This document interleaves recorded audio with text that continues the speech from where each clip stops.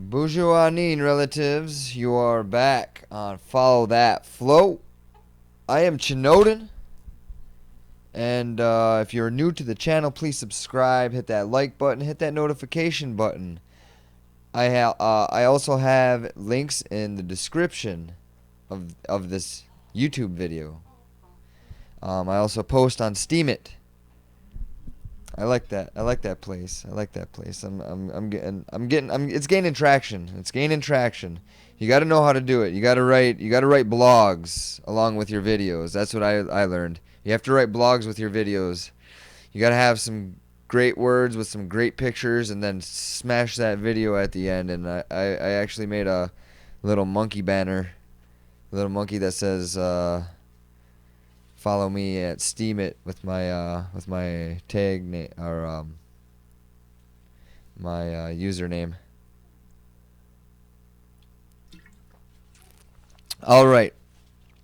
So I was gonna say, if you're on Steemit and you upvote my video, I will upvote one of your videos. Just all the good Steemit etiquette. I didn't go check out that guide yet. I have to go check out that guide. That I don't know if you guys watched that overview that I did, the Steemit overview. It was like an hour long, but yeah, it was fantastic. It was good stuff. I'm gonna be doing more of that type of stuff. All right, so what we have here, SGT report: paper versus physical, the amazing amount of leverage in the silver market. That's Steve St. Angelo, SRS Rocco report. While many precious metals investors realize the massive amount of paper trading leverage taking place in the gold market, they should see what is going on in the silver market. In a previous article, I provided data showing that an amazing 9.8 trillion of notional gold paper trading took place on the world's exchanges in 2016 versus 42 billion in actual physical gold investment. This was a paper to physical ratio of 233 to 1. Get out of here. However, the amount of paper trading leverage in the silver market is much higher than that, and we actually talked about that as well. So I don't know why I'm acting so surprised. I already knew this stuff, but it's every time you hear it, it's just like, oh man, what are these? People need to pay attention. But before I get into the specifics of the paper silver market trading leverage, let's take a look at the pathetic amount of physical silver investment versus central bank asset purchases. According to the data in the recently released 2017 World Silver Survey, total physical silver investment for 2016 came in at a whopping $4.4 billion.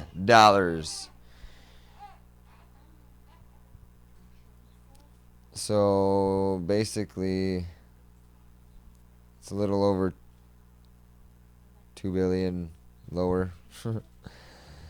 That's correct. When we add up all the global silver investment demand last year, it adds up to a measly $4.4 billion. It was nearly 10 times less than all physical gold investment in 2016. The analyst who wrote 2017 World Silver Survey arrived at the $4.4 billion figure by using the following data. Global silver investment 2016 in million ounces. Physical bar investment 83.6 million ounces. Official coins and medals 123.2 million ounces. ETP or ETF inventory build 47 million ounces. Grand total silver investment 243.8 million ounces. By adding up total physical bar investment of 83.6 million ounces, official coins and medals of 123.2 million ounces, and ETP ETF inventory build of 47 million ounces, and then multiplying it by the average silver spot of $17.14. It totaled $4.4 billion. Even when silver price reached a high of $49 in 2011, Total global silver investment was only 6.6 billion. Looking over the market in the past 6 years, the total $32 billion of silver investment from 2011 to 2016 is nothing when we compare it to the staggering amount of central bank asset purchases. According to a recent Zero Hedge article, Why Nothing Matters, central banks have bought a record $1 trillion in assets in 2017. And we're only like 5.5 months into 2017. So that's there's that, and then we have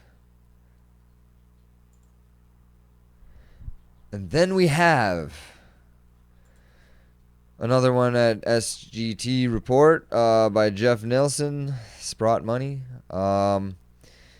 Precious metals fundamentals. The numbers don't lie. Part 1. Recent commentaries which have discussed precious metals have focused on the precious metals market, meaning the paper trading that bankers and corporate media call a market. Sophisticated readers understand that this fantasy world has almost nothing to do with the real market for gold and silver, physical metal. As we learned from Jeffrey Christian in 2010, in an admission which he would love to take back, in this world of fraud, only 1% of gold and silver trading is actual metal. All the rest of this is trading paper, like the dollar. Like that's supposed to be backed by oil, the petrodollar, or something like that. Don't look for real numbers on precious metals fundamentals from the World Gold Council or the Silver Institute either. So those two, World Gold Council or the Silver Institute, these are banker-operated propaganda outlets with the sycophantic senior gold and silver producers acting as their frontmen. And you know what? You see, when I started doing this, and I was talking, I just started going off.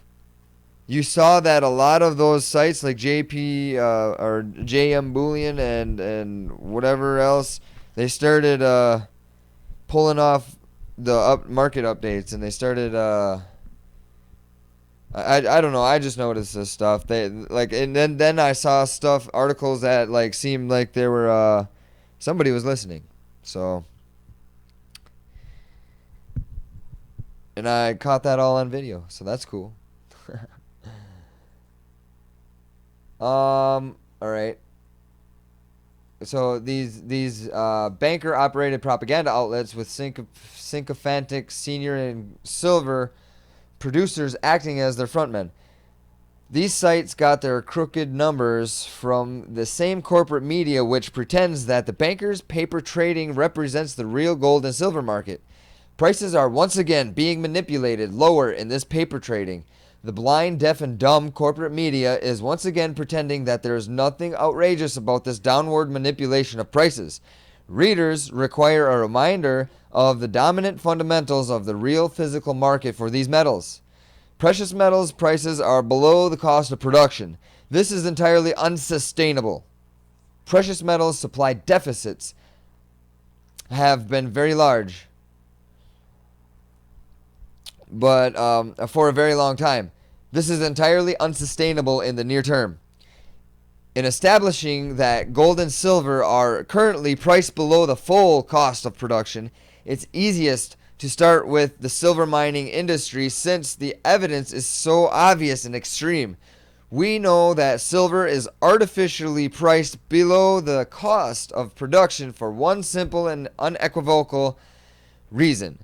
Actual silver mines, primary silver mines, produce only a small portion of the total amount of the world's annual silver supply, and the world's very richest deposits of silver can be mined at a profit. Silver mines currently produce only about 25% of the total amount of silver produced each year. All of the rest of the world's supply is mined as a byproduct of other metals mining. Silver is the only major metal on the planet where the vast majority of supply comes as a byproduct. And man, they really want that all those resources under my reservation up in Mole Lake. They went as far as to not tell anybody in the community that they were having the Army Corps of Engineers come have a meeting about all this mining stuff. So nobody I heard about it on the day of, and I was like, why didn't anybody know? You know, what's going on with that? Nobody knew. Nobody knew. So there's that. So there's a lot of shady stuff going on. And they're probably getting ready to drill a mine up there. I don't know. I haven't been up there in a while. It's sad when a small community gets taken advantage of by like that, you know. And they want to keep taking more and more. Keep taking more and more. That's alright. Those of us with a successful mindset and know how to manifest beautiful, good things into being, we will make it happen. These corrupt people are going to fail at everything they do because that's their karma. Because 2017 is the year that the light will expose the darkness. And the children of the light will be able to take care of this planet again the way it was meant to, and release all these hidden, forbidden technologies. Not necessarily the ones that will launch us into the digital age, but I'm talking about, I don't know if you guys ever did any research into ancient artifacts that are actually interdimensional technologies that, I don't know, there's a lot of really cool stuff out there that has been created by ancient civilizations, what they're calling the builder race, the ancient builder race. And that whole stuff with Antarctica, what that is actually, that Vault 7 stuff, that is basically going to be the Cabal's end game to basically, they're going to try to manipulate the message that's already coming out because of David Wilcock. David Wilcock and Corey Good have been spouting off a lot of really, really crucial information, and these evil people, these Cabal members, are trying everything that they can to stop this information from getting out, and they want to start World War III. But you know what? Every move that they make against us, the people, is failing. And you know what?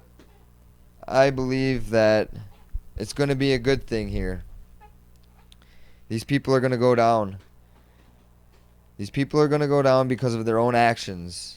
It's not anything that you or I did.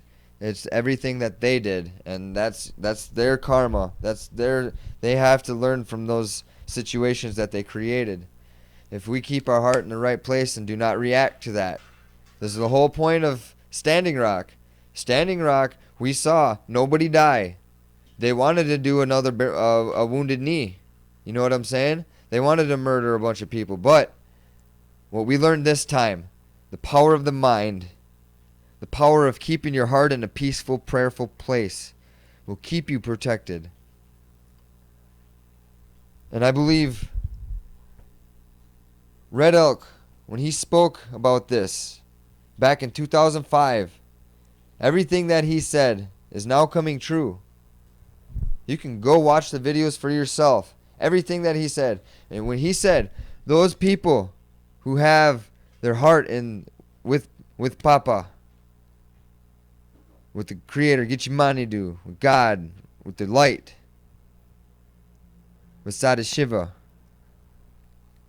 all these beautiful names for the same life-giving force that keeps us living, which is actually an intelligent sentient being, and an intelligent sentient being itself.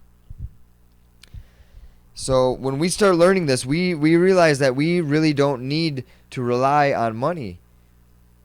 But what we're doing right now is we're making a transition. What I'm doing is I'm bringing all this information to light so that we can move freely in this new system that's coming out. So that we don't have to rely on the government to take care of us. What I'm doing is giving you information so that we can hit this preemptive strike on our financial flow. Now you have to have a wealthy mindset. I'm not talking about like these rich evil bankster mindsets. I'm talking about you have to appreciate the love and the light in life. You have to appreciate sharing with others. You have to appreciate. You have to be responsible with this money. You have to have the right mindset, the right cognitions. The proper cognitions will make you successful. And this has been proven time and time again. Because at some point, if you manipulate and you cheat people and you murder people and you keep doing these nasty things, it's going to come back on you, whether it's this life or the next. You're going to have to pay for it. Then they talk about eternity. Well, it's another cycle. Until you learn your lesson. So, with that, I love you guys. I am Chinoden. Follow that flow. And check out the links in the other videos. And check out Currency 365. Check out Cryptocurrency Investing, Mike. Check out the Maestro. If you want to learn how to read charts, man, some three very good resources for you to check out to learn how to predict the market. Predict what it's not. I mean, you can make your predictions. It's not always going to be what you predict. And that's the thing you have to go in. It's just learn what the patterns are. When you learn what the patterns are, go check out the Mandelbrot set. Check out the Mandelbrot set if you want to learn what patterns are. Check out the Mandelbrot set. That shows you in the population of foxes and rabbits how rabbits will grow, and then all of a sudden foxes will eat the rabbits, and then the rabbits will eat their food source to depletion, and then almost to depletion. And foxes start killing them off, and then the foxes grow, and the rabbits grow, and the foxes grow, and the rabbits grow. That is the eternal system of life. You can find it in all things. The Mandelbrot set. You want to learn how to read charts? Check it out. Because if something grows too much for too long, there's bound to be a devastating drop. And you can see that with the bond markets, stock markets, and the real estate markets. So, yeah, like I said, peace out, guys. You guys have a fantastic day or night, wherever you're at. All right, take care.